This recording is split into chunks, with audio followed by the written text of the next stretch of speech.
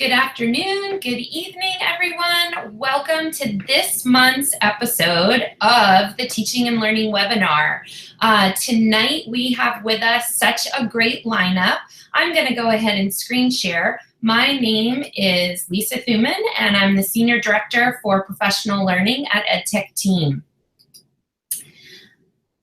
So what we have going on tonight is tech tools for English language learners. This is a super exciting topic. We thought it was perfect for back to school in the United States and Canada. I know it's winter in many places right now, but applicable anytime. With me this evening, I have 4 distinguished guests. Each will have a chance to introduce themselves when they go over the tools that they're going to be sharing with us. We've got Monica Martinez and Dominique Dines from EdTechTeam, and then we have our guest educators, Natalia Lemoyne and Ephraim Tovar, with us as well. You will find the resources to this slide deck and everything you could possibly need regarding tech tools for English language learners at edtech.team/tech4ELL. What I would ask you to do is use the chat and post any questions in the YouTube chat that you have, and I'll make sure to bring them to the group. All right, I'm going to hand things over. Oh, and the session resources, you'll also see that you can complete a form to win a free online course with EdTechTeam, and at the very end, Dominique's going to share some information about that ELL strategies course that we have, and we're going to do a random name drawing. So with no further ado, I'm going to hand things over to Monica.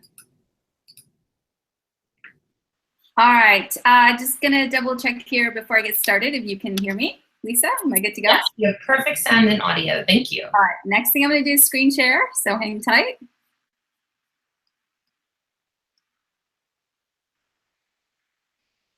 All right, Lisa, if you can confirm that you can see my screen, and I'm gonna pop up the presentation. It's perfect, Monica, thanks. Awesome. All right, so that's loading. So hey everyone, thanks for doing this further. I was really excited about the topic. ESL, ELL type resources is definitely something that I think is really useful for a lot of folks, not just those teaching those particular languages, but even just folks that have to work and communicate with people from other places. So it's really a global type of subject. So really glad to be able to be here and be a part of this session. So I wanted to share my must-have tools for ELL, and to keep it simple and short, and I selected 3, and some of these obviously are going to be some sort of oldies, but there are definitely some new features, and I wanted to share also some tips on how to use these. And so I picked these 3, Google Translate, YouTube video, and Screencastify as my top 3. So I'm going to kick this off with Google Translate. I'm going to share just a brief story of why this really became one of my favorites. And that's because when I went over to Japan after one of the events that we'd done, I really expected that I was going to be able to communicate with everyone there in English, because I was in Tokyo, and I expected that Tokyo would certainly have a lot of English-speaking people, and also a lot of content and things around that would be in English. But I was mistaken. As you can see from the image here, here's my taxi driver, and he didn't speak a word of English, and I clearly didn't speak a word of Japanese. And so we sort of encountered this moment of like, oh, what do we do, right? Like, we didn't understand each other. And so I pulled out my phone. I happen to already have the Translate app on there, and so I started speaking into my phone and telling him where I needed to go. Then I would show him the phone because it would translate the text. And he was just so blown away by it. He's like, I am downloading this right now. And sure enough, he did. As you can see in the photo, he's got his phone where he's already downloaded this app. And so we started to communicate in this way, which was really awesome, because now I could actually tell him where I needed to go, and he was able to successfully get me there, right? But a couple of things in addition to that, because I know a lot of you probably are already familiar with Google Translate, use it on the web, maybe even on the app, and maybe use it in this way. But I wanted to highlight a couple of quick things. So In addition to being able to type things in, and by the way, the typing option gives you the most number of languages, 103 languages that you can use. The other cool thing is that it's available offline. So if you do happen to find yourself somewhere where you don't have data service, then you've got the option for offline. And it's about a little over half of that, of the number of languages in total that are available. So like 50 plus languages available offline. But in addition to that, what was really helpful was the conversation mode. I could actually just directly speak into the phone, as well as he could speak into it, and it was translating for us, so we didn't actually have to type. And that was useful when he was driving, because I didn't want him typing when he was driving. The other thing that I discovered that became really useful was the camera mode. I found myself in different stores, and here I was in a bakery, and I was like, I have no idea what I'm about to buy, right? And in foreign countries, you just never know what's sort of being added to the food, right? So, so this became really useful because I was trying to figure out what on earth am I about to purchase, right? And so what I like about this, and this is a newer feature in the Google Translate app that you use on your mobile device, both iOS and Android. And for the camera mode, you just simply point to a sign like I did here. You highlight the words that you want to translate, and then it translates it for you. So you can see here the Japanese version is what I've highlighted. Up above that, you can see where it says walnut torn bread, and that was pretty safe. So that was actually something I did buy that day. But the camera mode is really great because it's available in a lot of different languages, and it allows you to be able to capture what's in front of you and be able to translate. And so I feel like for the classroom use, if students do come across something that they don't understand, it could be that they're able to read some of the text, but they might come across a word or a couple of words or a phrase, and they can highlight and easily translate that section to be able to better understand what that entire paragraph is really trying to convey as a message. So I really think that this feature is definitely a really big plus for the Google Translate app. The other features that have come here more recently with the app is being able to star stuff. So when you are translating things and it's something common that you know you're going to want to use over and over, you can star it and it saves it. So it adds it to your history, which is really cool. And then the handwriting, if you just want to actually write with your finger instead of having to type, that's also a new feature. So these things, I think, all together, I think make this app like just a really great resource for ELL and ESL. So definitely amongst my top 3. So that was Google Translate. The other thing I wanted to do in this session was to really give you guys some content that you can go back to later on. And I focused on putting together a list of video resources. And as we all know, YouTube is just such a phenomenal tool. It gives us a lot of really great content on the go when we need it, pause, play as needed, right? Like, and that's what makes YouTube so great. But it can be a little sort of overwhelming to go to YouTube and try and find stuff because there's just so many things out there. So sometime back, I started this database of YouTube channels broken up by content areas. And so I have things for ELA, for math, for science, etc. And so what I did for us for this particular session was to curate a list of ELL and ESL resources. And so when you go to the link that I've provided on the presentation, you'll find that there's a link that gets you to this database of YouTube channels. And there's a tab down at the bottom for ESL, ELL. And what you'll find on that list is, you know, the common types of YouTube channels where you can learn English, where you can practice. Some even have sort of like teacher tutorial type stuff. And so I wanted to just screen share a couple of different things from these channels that I've added to that particular list. One of the ones, gonna mute that for a second here. So one of the ones that I found was from BBC Learning English. And this one does come through with a little bit of an accent. But what I liked about this one was here they're talking about idioms. And so they take these just really clever, cute, fun videos that are out there to explain concepts. And here they're actually explaining idioms, which I thought was really cute, in using just sort of humor, right, to be able to teach stuff like that, right? So it's telling you what it would mean to say that, and as clearly the cat's not very happy. So you'll find things like that amongst the list. It's just some fun, different kinds of videos that you can use for for teaching ELL, ESL. And then you'll come across a listing of a couple of things I've included that are a little more kid-friendly. So for younger kids, you'll find this one here, that's the British Council. You'll also find Between the Lions, which is one of my favorites. And you'll find Kids TV, which is another really great one. I did want to point out that this one for British Council, I really like their playlist. They really did a good job curating each of sort of the topics and areas that they cover, so definitely check that out. But really great, nice options here for the younger kiddos. So if you're working with pre-K through about maybe second, third grade, or even just struggling, kids who are really struggling that might be at a little bit in the older elementary levels but are struggling, these are really great. The other set of videos that I've shared with you relate to sort of almost like having a teacher in front of you. And so I included a couple to that. You'll find Learn American English, which is this one that you have here on the screen, which is really good about sort of it feeling like you've got a teacher in front of you. And so it's almost like teachers recorded tutorials. And so you'll find a couple of examples like this one.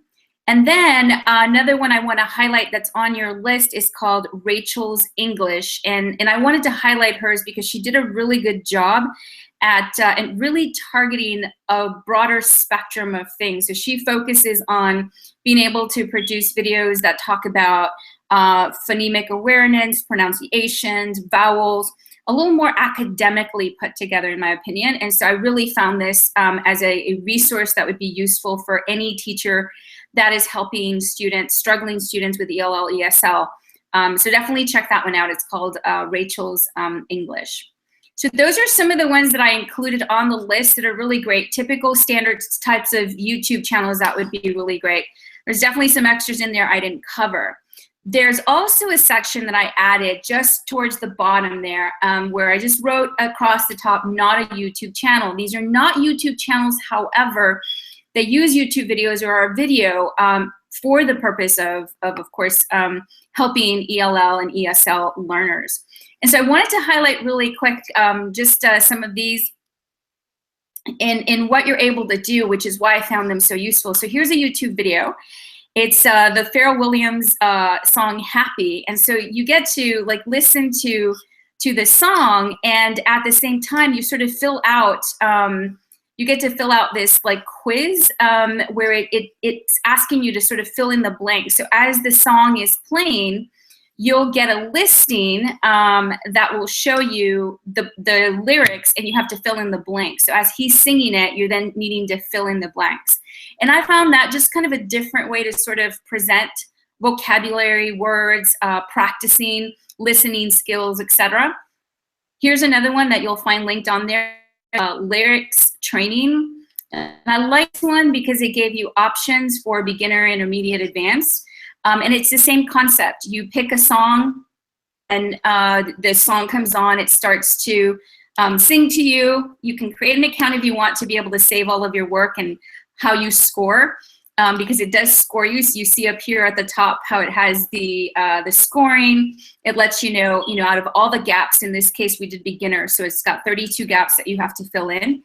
How many you got correct, how many you failed, and then there's like a bonus round that you can play.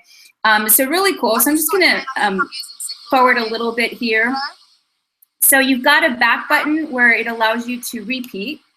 So she's gonna start obviously with the word hello. As you guys know, if you're an Adele fan, it's gonna start off with that.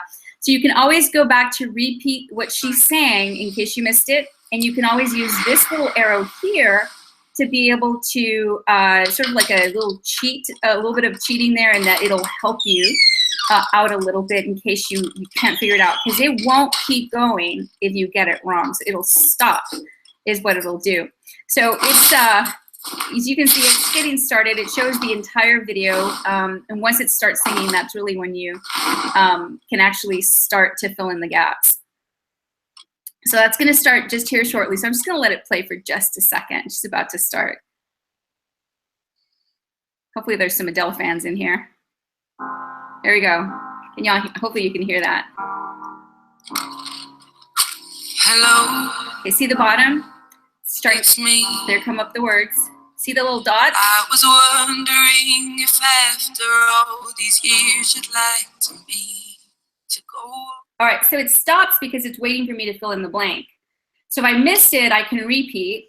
And once I type it in, let's go ahead and type it in. She said if, so I was wondering if.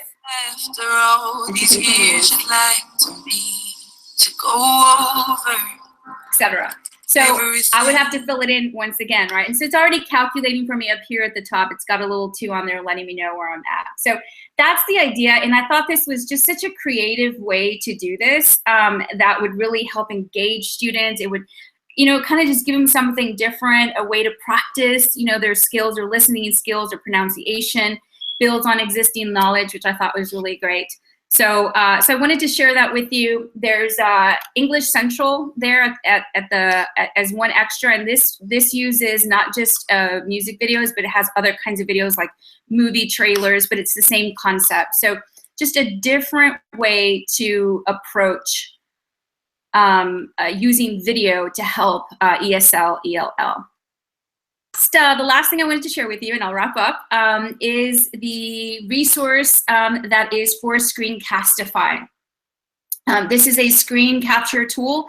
It is a Chrome extension, so it sits up on your browser, like it's a little icon of the film strip. You click it, it launches a recording so that you can record what's on your screen. You can allow your students to be able to create presentations and then be able to vocalize and actually present, but digitally, where it's capturing the recording. The student can then go back and listen to themselves in the recording to see how they sounded. The teacher could give feedback. It's just such a great tool for the student to be able to hear them, listen to themselves, and so forth. And it's also a great tool for those of you out there who are looking to create content for your students. So if you're wanting to create video tutorials and things like that, this is a really good tool to be able to not just capture your screen, but also even capture yourself as a part of it. And so I'm just gonna click it really quick to show you. It's got a tab option, and the tab option comes with what's called the drawing tools. And when you activate that, it's gonna give you some tools where you can draw on the screen, you can scribble, you can highlight, which is really great, especially when you're trying to explain things to students on the screen. It also has a camera option, meaning that you can turn on that camera so that you appear on there as well. And the desktop also gives you the ability to embed the camera, which would pop up. You would pop up at the bottom, or the student, and then the screen captures, the rest of the screen's capturing what's on your computer. And it could be the desktop or a tab or what have you.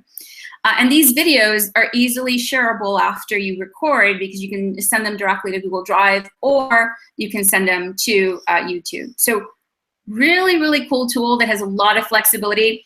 I wanted to point out that one of the resources that I'm sharing with you guys is a little tips poster. It's got 10 different tips on how to get going, how to get started with Screencastify, resources for all kinds of good stuff. And then we polled a couple of folks on finding out ways in which teachers can use Screencastify as well as students. So hopefully that poster proves to be really useful to you guys.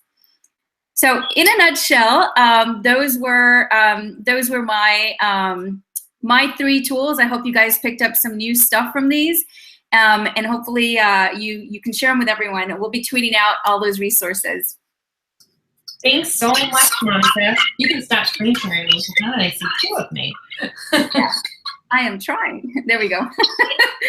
Thanks so much. I appreciate all of those great tools. Let's keep moving. Let's not stop for questions right now. Dominique, what do you have to share with us tonight? Hi, everyone. I'm going to go ahead and share my screen with you. All right. As Lisa mentioned at the beginning, I work with EdTechTeam. I work mostly with our online program, but just to give you a little bit of background information, I have been living and working in Guadalajara, Mexico for the last 10 years. And during that time, I have been working with primarily upper elementary students and middle school students. And so the things I'm going to share with you today, just have 3 quick tips, are just observations I made over the years working with lots of students, whether they were native here to Mexico, and so Spanish was their first language, and English would have been their second language, or we also had quite a few students come from other countries, so they were juggling several languages at once. And so the first thing that I always think about when I think about learning English or learning any language is just the importance of pictures. And that phrase, that pictures speak 1,000 words, it really is true. Maybe as Monica was mentioning when she was in Japan, I'm sure she was kind of, reaching for images or pictures to get her through her travels. And I know a lot of times our students do that as well. And I remember putting myself in my student shoes when I first moved to Mexico. Oftentimes, if I didn't understand something, I was looking for an image. And so as I was researching some of this, I found this fun company called iconspeak.world. And the link is included there. But this may have been helpful for Monica in Japan, or maybe for any of you who are traveling elsewhere. But it's just kind of a fun reminder that icons do really help us. And this company has created t-shirts and cell phone covers and all these different things with just common icons to help someone get by when they're traveling. So I thought that was just a fun little tidbit. But the educational tool I want to share with you is actually, it's from TextHelp, and it's their picture dictionary. So this tool is really cool. I'm going to show you what it does here. If you go to the Chrome Web Store, okay, if you're using the Chrome browser, you can go to the Chrome Web Store, and you would actually want to search for Read and Write for Google Chrome. I included the link in the resources, so if you're following along on the slideshow, you can just click on it. But you're going to want to add this to Google Chrome. And just like the Screencastify extension that was shared earlier, it lives up here next to the Omnibox, the Read and Write icon does as well. And so what this does is on whatever website I'm using, for example, if I'm using Newsella, or if I'm looking up maybe a news article somewhere else, or even using Google Docs or Google Presentations, I can click on this little tool, Read and Write, and I have this toolbar that lives on top of my web page. And so as I'm reading, for example, about the earthquake that happened last week in Mexico, maybe I'm reading this and as a student I don't understand something, what I can do with this toolbar is I can highlight a word. So if I don't understand the word toppled, okay, I can highlight that, and I can click up here in my picture dictionary, okay, and it gives me an example of what toppled means.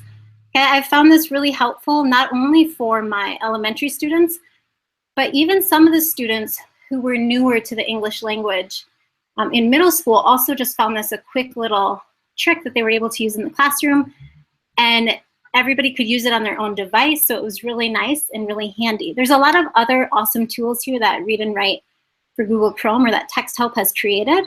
So I highly recommend you check out this extension if you've never seen it before. But that was my first little tip for you. The next thing I want to just talk about is the fact that teamwork really does equal success. And so over the years, I've just seen how much students can help each other out and also help you out as a teacher. And so the two tools I just kind of wanted to highlight were Google Drive and Google Hangouts. And some of the ways that I was able to use these with my students, just basic ways of ideas of sharing folders. If you have resources that you're constantly having to share with your students, whether they're coming in mid-year, starting the new year, I just found sharing folders with my students was super helpful. We also would do after-school hangouts or chats. And in fact, you could do a hangout on air, which is like what we're doing right now. And so you could actually record your lessons of students maybe missing school, or even if the student is at school, you can go ahead and record that lesson, and then you can post it in Google Classroom or maybe in however you're sharing resources with your students, whether it's via website or Google Classroom. I found that was really helpful because sometimes repetition is all the students really need to really take home the lesson and the idea. And then my last little tip or observation that I made in the classroom was just the importance of writing things out. I know for myself, learning a new language at the beginning, sometimes it's really scary to speak, but I felt much more comfortable writing things. And so as a teacher, I would always encourage my students to write things out. And we would use Google Docs. They would have a running doc of, it could have, like some students chose to do a day-by-day sort of takeaway from every day in class, or maybe a week, but kind of like a journal where students are actually just writing maybe what they learned, what they felt. I found I got a lot more from my students who didn't feel super comfortable in English. I got a lot more from their writing than I did from their speaking up in class. And so that was really powerful for me as a teacher, just to see where they're at. And a lot of times they would write things in their journal that they would never say to me personally. And so I found I really was able to get to know my students and kind of see where their strengths and weaknesses were. And I always encourage them too. I did not care with this journal activity what their grammar looked like, what their spelling looked like. It was more just to see where they were at as a student. And so one other tool here, which you can see there I linked, it's called Journey. And that should take you to the Chrome Web Store as well. This is another app that you can get with the Chrome Web Store, and it's actually an online journal. It's kind of nice. It makes it look like a blog or maybe just a little more professional. But I found some of the students liked using this platform, and I was very flexible, letting my students choose what platform they wanted to use to do their writing with, as long as they were able to share it with me. And we did use Google Drive, so it was compatible and it was great. It's kind of like a blog, but a little more private that they would just share with their teacher. So those are just some quick tips and observations that I made in the classroom. And so if there's any questions, I'd love to take them. Otherwise, Lisa, I think we're ready. Thanks, Dominique. Well, we do have a question. It's not necessarily for Dominique or Monica. It could be for Efrain or Natalia as well. Bert from the chat is asking if anybody could recommend a specific text-to-speech screen reader for ELL students. I don't know if anyone wants to take that question. I'll post a link. I've got a whole bunch of them that I've curated for a session that I've done on accessibility. And so I'll go ahead and share that link out on the chat for this particular event. And I'll also tweet it out with the EdTechTeam hashtag so you guys can find it. So definitely, I've got lots.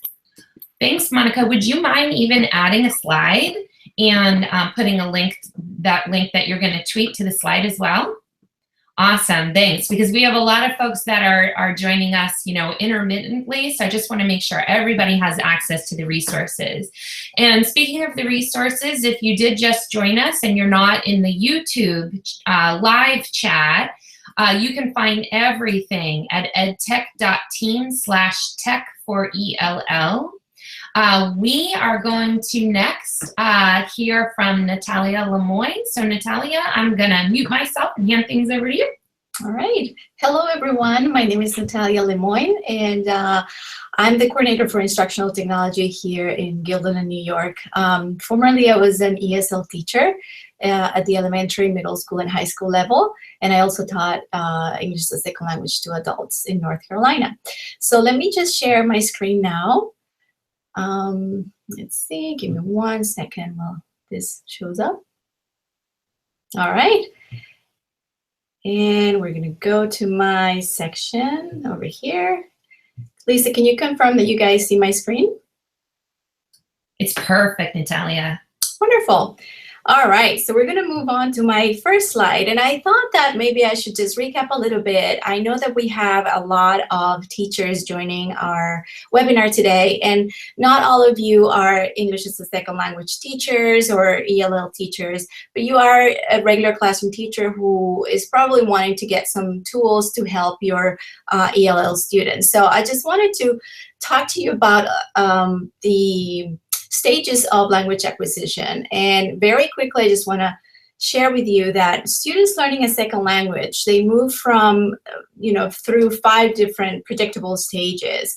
There is the pre-production stage, the early production stage, the speech emergence, the intermediate fluency, and advanced fluency. It is important that you guys know that students will move quickly through these different stages depending on many, many different factors, including the level of formal education they have, their family background, and length of time spent in a language environment. So I thought that maybe I should give you guys some tools specifically targeted to each of these different stages. So most of us receive our students when they come here for the very first time. They were just they come to a brand new country with a brand new language and a brand new culture. Most of the students go through what we call the silent period. So I figure I would share with you some tools and strategies that would help you with those students if you have identified a student that is in the silent period. Usually the student in the silent period, as the name states that, they don't speak the language, but they are engaged in active listening. And this is important for us to know because they are very observant and they observe the language and its use, and their brains are very, very busy absorbing everything that the language has to offer. Students are learning meaningful input through context clues and visuals and intonation patterns as well. And students' comprehension is very limited, obviously. Some of these tools that you see here, like Storybird and StoryJumper, I've linked them, so if you click on those, it will take you to the sites. These are not Chrome extensions, but these are great websites for you to try with your students because, as I mentioned earlier, these students are in the silent period, so they won't speak the language, but you will be able to gauge their understanding by providing opportunities where they can show understanding by using pictures. Storybird allows the student to create storybooks, and they don't have to type words or anything, but they can do picture books. And StoryJumper will do the exact same thing. And as you can see on my screenshot here, they can put little stickers on their books, and they can animate the books as well. And StoryJumper will actually allow the student to record their voice when they're ready to record. All these two tools allow you to print the books if you want and share them as well. Another thing I wanted to show you is the Whiteboard application. So like I mentioned earlier, the students that are in the silent period may not be able to communicate with you through spoken language, but they may be able to show you their understanding and comprehension of a given lesson by drawing pictures. A lot of us may not know how to install a Whiteboard application or go to the Chrome Web Store, but we know how to go to a website. And this is a very, very cool website that allows you to have a whiteboard for students to start drawing whatever they want. And as you know, you can link this to any of your lessons. In this example here, the student is showing some, an apple and an orange, and you can use this for a lesson if you want to, or as I mentioned earlier, to check comprehension of a given lesson. What I like about this website is that it's free and is easily accessible on any web browser. Another thing that I wanted to show you for this particular stage, the silent period and the emergent period, is that students can create sequencing without having to, again, use their words or their written language, but they can sequence a story using Google Drawing. So I don't know if you guys knew, but Google Drawing is an amazing tool. And in this case that I'm showing you here, I am simply asking the student to put the pictures in order based on the story that we read. So we read the Gingerbread Man story, and I want to make sure that my ESL student was able to comprehend the story. And so I'm asking him to rearrange these pictures in the order of which the events took place in the story. So this is a very, very simple thing to do in Google Drawing. You can import pictures, you can add text, and then what I like about Google Drawing is that, like any other Google document, is collaborative. So you can share this with different students, and they can also create their own Google Drawings, and will help them with comprehension and expressing their understanding of the language. The next thing I wanted to talk about is phases 3 and 4 of language acquisition, which are called speech emergence and intermediate fluency. For these stages, the students can do they have a more of an active listen. They're more of an active listener and observer. And students begin speaking, usually producing high frequency words like hello, goodbye, and single word responses. And I know that some of you listening are thinking, oh yeah, that's where my student is probably, because I can see or I can hear any full sentences. But the students are learning meaningful input through context clues and visuals as well.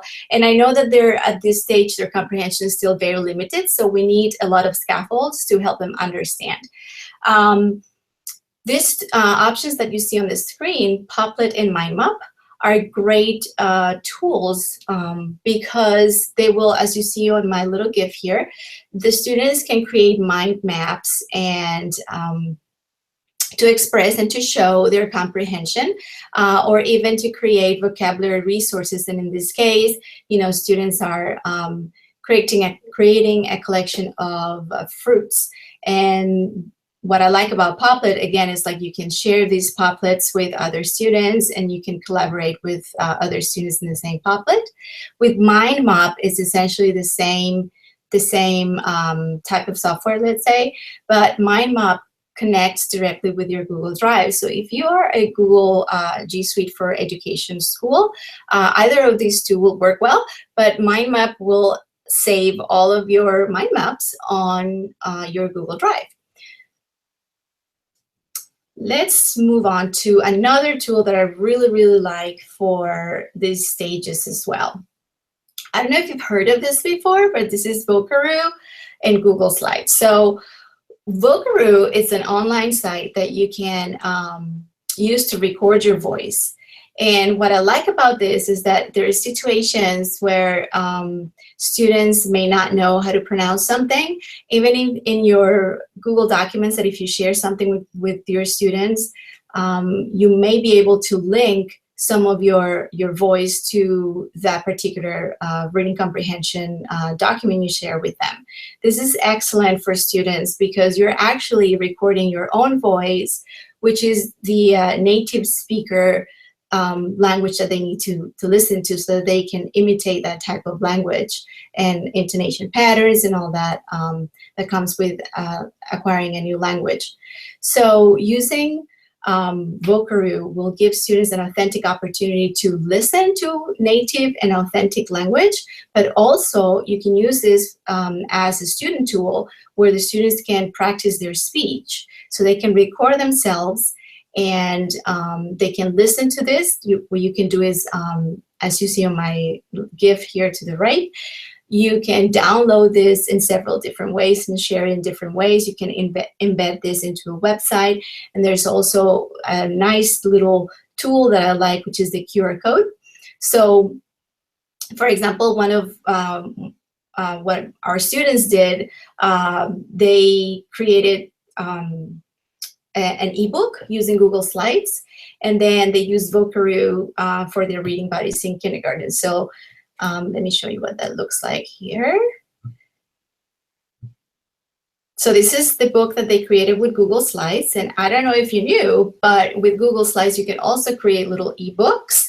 I linked that picture you see there to the Google Slide presentation that actually looks like an ebook. And what I like about it is that you can download this as a PDF, and you can open it up in iBooks for iPhones or Macs, and you can actually turn the pages as if it was an ebook. So our third graders, this was their project, so they created this, and let me just click on it so I can show you what that looks like. So my student Arami Gonzalez created this, and the disclaimer here, I did copy this from her. This is not from her actual account, but I made a copy of her book. And as you can see, the book has some text and some pictures that she added. And then on the first page here, as I showed you on the slides, she added her QR code for her voice reading this book. This is an authentic experience for English language learners because they are reading this book and they know that they have an audience, a real audience that will listen to this book. So the kindergartners paired up with our third graders, and we share this in Google Drive.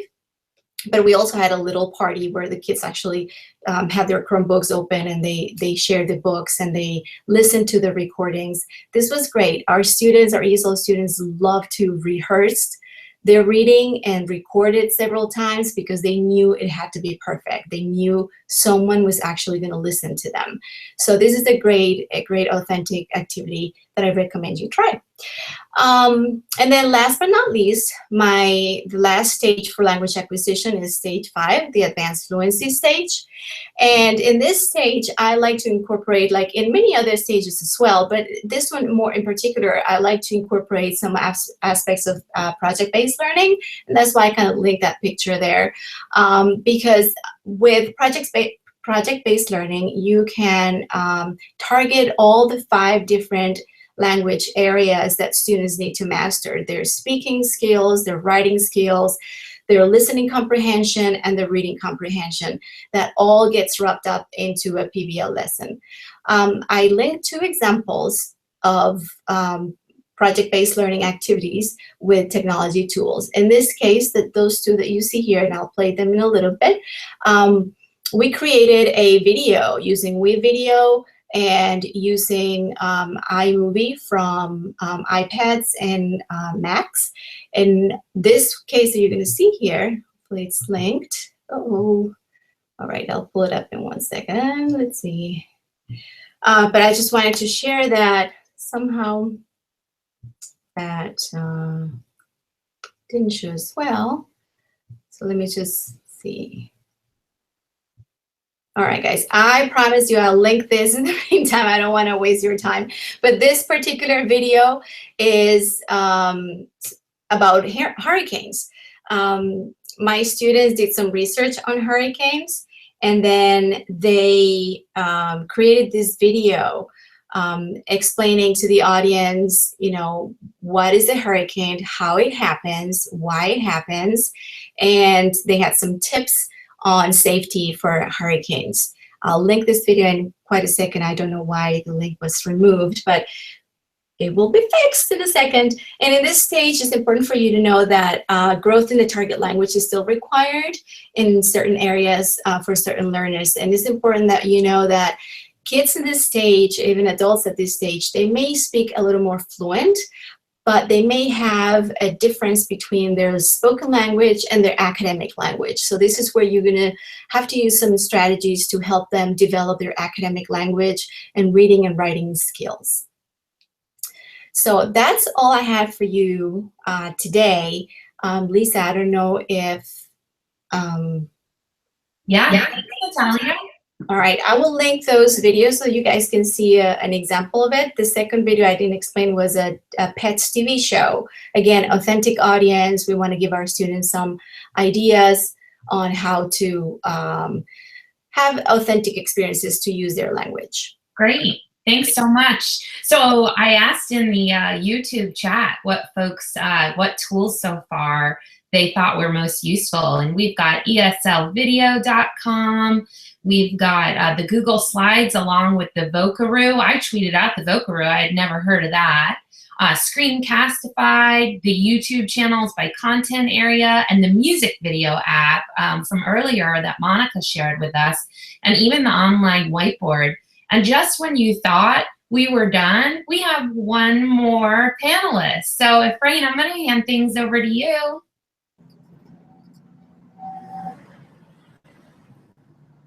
All right, how's everyone doing? I hope everyone's doing well. Let me get this going. Are you guys able to see my screen?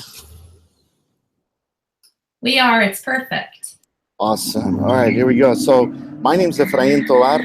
Actually, ELD teacher here in Central California. I'm specifically an ELD teacher for newcomers. So, you know, newcomers is defined as a student that's been in the country 3 years or less. I'm also the founder of California ELL Chat. It's a Twitter handle that really brings all of the ESL, ELL teachers here in California. So I want to kind of start off by sharing that, you know, by 2025, one out of every 4 students in the United States would be an EL. So obviously this isn't just a local issue. This is a national issue, and we definitely need to be able to equip teachers empower administrators to effectively use technology as a powerful tool to minimize the language divide within our classrooms. Just to give you some quick statistics here in California, 43% of all of our students here in California speak more than one language. So many times we encounter students that are second language learners that typically they live in three worlds. They live in their native world. When they go back home, you know, they speak primary language with parents. They also live in a digital world, and also when they go to school, obviously, they're acquiring, you know, the second or third language, which is English. Unfortunately, many times our students' worlds are not interconnected, and so as educators, it's part of our responsibility to bridge all of these worlds together. And I think technology is definitely one powerful tool. I often remind educators, you know, what are 6 things that successful ESL or ELD teachers need to do is really get to know your students. You know, simply having a conversation. You know, Monica shared some great Google Translate. You know, in my classroom, I have 5 languages that are represented, and the first phrase that I learned in Arabic was marhaban, which means hello. You know, being intentional about learning one word and your student's language can go a long way. So, you know, ask yourself, where are your students from? You know, what type of education have they received? What is their reading level in the primary language? You know, that can give you great insight. And because Google has come such a long way in terms of utilizing Google Translate, you can utilize that as a way to be able to get a glimpse of their primary language. There's a lot of research that says that if they are strong in their primary language, they're able to transfer those skills onto their secondary language, right? So again, what brought your student or your student's family here to the United States? You know, what should I know about my student's family? What language or languages does your student speak? So often we assume that, you know, that our students only speak 2 languages. There are special cases where they actually speak more than 2 languages. So just taking some time and getting to know your students is really, really important. As a matter of fact, there's this state initiative here in California, and I encourage all of you educators around the world, as well as here in the United States, to take a look at My Name, My Identity. Simply click on the link here on this image. It'll take you to Santa Clara County Office of Ed, and some great resource and a great initiative to be able to partake and be able to be part of this great initiative, and really realizing that our names are tied to identity. What do I mean? For example, my name, Efrain, for the longest time, I did not like, simply because many of my teachers could not pronounce my name. So as a matter of fact, a few years ago, I was up in the Silicon Valley, and I was giving a similar presentation like this. And lo and behold, there was a CEO in my workshop, and he came up to me and said, Efrain, I want you to know that you have inspired me, but more than that, I want you to know that I can definitely identify with you. So much so that I actually created a tech company called Name Coach. Hear the name, say it right. So many times, even in the business world, if we cannot pronounce our clients' names, that deal is done. So, and more so in universities, many of our students spend thousands of dollars in their education, but yet that one important day where all of the familia, all of the family come to celebrate this great accomplishment, many times, unfortunately, many of our students' names are butchered. Great resource here. I'm not going to go in depth, but again, check their resources out. And again, what are some effective things that we can do? Yes, technology is a powerful tool, but again, like Maya Angelou, it's the it's the relationship that matters.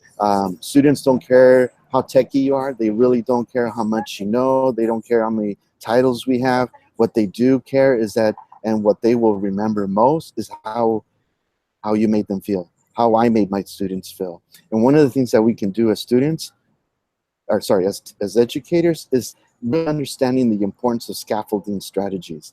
And so understanding each of the levels, understanding how you know, allowing students to use their primary language, utilizing Google Translate to be able to minimize the language divide within your classrooms, using visuals, realia, modeling, gestures. The most important, using sentence structures, starters. So again, these are some strategies you can definitely use. Now, when it comes to technology, right, it's really important to remember that we must first focus on pedagogy and then the technology. Let's develop our pedagogy. Let's increase our knowledge of second language acquisition. And there are many great resources. As a matter of fact, many states across the nation are looking at California's English language development framework as a guide for their state's ESL initiatives. So take a look at our resources. I'll definitely make sure that I put that resource in the resource link. So in terms of devices, right? Ultimately, in the end, it's about students. So I do want to kind of say that in my personal life, in my own classroom, I was intentional about utilizing iPads. Why?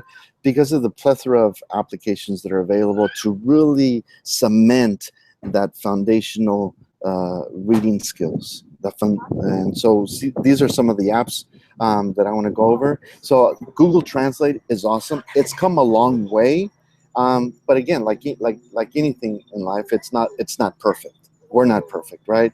But what I do utilize Word Reference. It's a free app, but it's also a website. So for example, one of my students asked me, how do you say happy in Spanish? And so I can type in the word happy. It gives me the translation of happy, which is feliz. Not only that, it also gives me a sentence example of the word happy.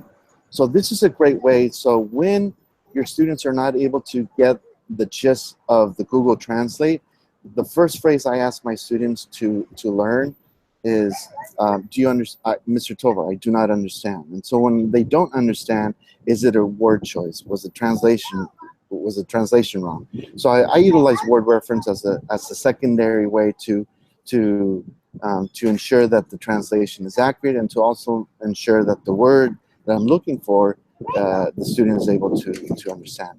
Again, there are multiple languages that you can utilize. One of the languages that is spoken in my classroom is Arabic, and so I can go down here and go from English to Arabic, Arabic to English. So going back to the slide, another is, again, building those foundational skills, intro to letters, intro to words. So some great resources here where students are able to learn how to actually write the letters. Again, if you have students that are coming from the Arabic world, you know, they write from right to left. And so learning how to actually write letters is also important. This is a great app in introducing students to letters. Another great app is also called, Intro to Words. Great resource to be able to begin, you know, that phonemic awareness and being able to spell simple sight words. And so the next app I want to go into is Duolingo. I know many school districts in California have literally purchased, you know, expensive applications to actually get students to acquire their second language. Well, I want to share with you Duolingo. Duolingo is a free website that can help students acquire English, basic English level 1 and 2. And so, for example, if you have students in your classroom that speak another language like Spanish, they can actually set the default language to Spanish and learn English with primary language support. Same thing with Arabic. Entire interface is in Arabic, but they're learning English with a primary language support. So great resource, and also uses Google single sign-on for them to be able to sign in into Duolingo. And last but not least is Book Creator. We've talked about, you know, being creators of technology, not necessarily being consumers of technology. And we've shared tonight some great applications to create ebooks. One great application is Book Creator. So here's a simple book that I created today. And so again, using images, you know, learning words that begin with S, and also constructing sentences with the letter S. Here's soccer ball, balón de fútbol, and obviously I don't speak Arabic, but yes, I did double check to ensure that the translation of soccer ball is correct.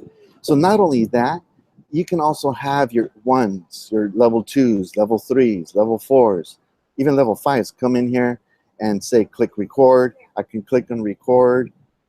This will allow me to actually record myself reading the word soccer ball, balón de fútbol. And so really you can have your students become multi-literate. not only are they learning the technology, but they're also learning their secondary language, but as well, you're supporting that primary language and then creating multi-literate students. And so with that, there's a video here. Here's a video that one of my students created using Book Creator. And so feel free to take a look at that. And thank you so much. If you have any questions regarding resources for second language learners, shoot me a tweet or follow us on California ELL Chat. Thank you so much. Thanks so much, Efrain. We actually do have a question. The ELL chat, is that go ahead and turn off your screen sharing. Is that an ongoing chat, or does that meet once a week or once a month? So right now, I'm actually reaching out to individuals that I've met over the year, and actually we're trying to formalize, actually have a California EL chat right now. We're just disseminating information, best practices for ELs, ESL EdTech, ELD EdTech. So we're trying to expand our network to allow other educators to share resources. So. Great, thanks so much. You can go ahead and turn off your screen sharing now. We'd rather see you. So I'm going to ask Dominique just to talk for a quick moment about our ELL Literacy Strategies course. Dominique? Yeah. As Lisa mentioned, we do have a just-in-time course. It's ELL Literacy Strategies, and just-in-time means that this is a flexible work-at-your-own-pace course. So the coursework should take you around 15 hours. And there's an optional graduate credit as well. So I've included the link there. If you're interested in learning more about how to incorporate just some literacy strategies into your classroom, I know we've heard tons of amazing tech tools today, and we have some more in the course. And so if you're interested in continuing your learning following this webinar, please go ahead and check out that link. And let me know if you have any questions. I'd be happy to answer them. Thanks so much, Dominique.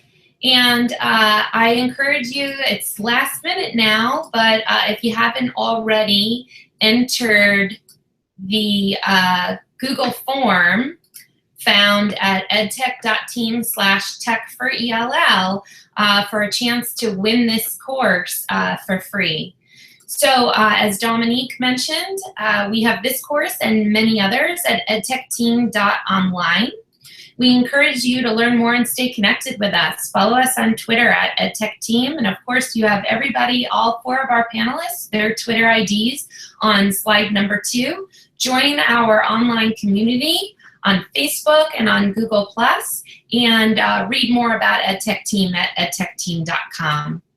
Everything's going to be right here for you to share with your colleagues and review in this slide deck. The link to the archive webinar is already there. I'm going to post the archive chat. You can go ahead and request an ELL workshop from our catalog. And if you want a PD certificate for 1 hour of professional development for tonight, you can go ahead and click that link there. So without further ado, before we actually give away this course, I'd like to stop screen sharing and once again thank our panelists. Dominique, Monica, Natalia, and Efrain, thank you so much for your time and expertise tonight. We really appreciate it. And I'm sure all 4 of our panelists would be more than happy to answer questions via Twitter or email. So I'm going to go ahead and screen share one more time my new favorite tool. It actually has nothing to do with ELL. But it's called the Name Picker Ninja. And what I'm going to do is paste the names of everybody that filled out our form tonight. And I'm going to go ahead and, let's see here, click Add Names, configure the name list. Oh, why is it not working for me tonight? Let's see, let's try it again. Name Picker Ninja, we're going to add the names. I wonder if the Name Picker Ninja stopped working. And go. And the winner of the free online course this evening is going to be Stephanie Davia.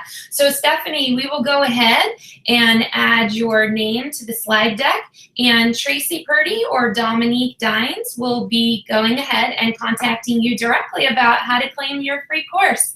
So thanks again, everybody, for tuning in. We really appreciate it. And you can find all the teaching and learning webinars. We do this once a month on the EdTech Team YouTube channel. Good night, everyone.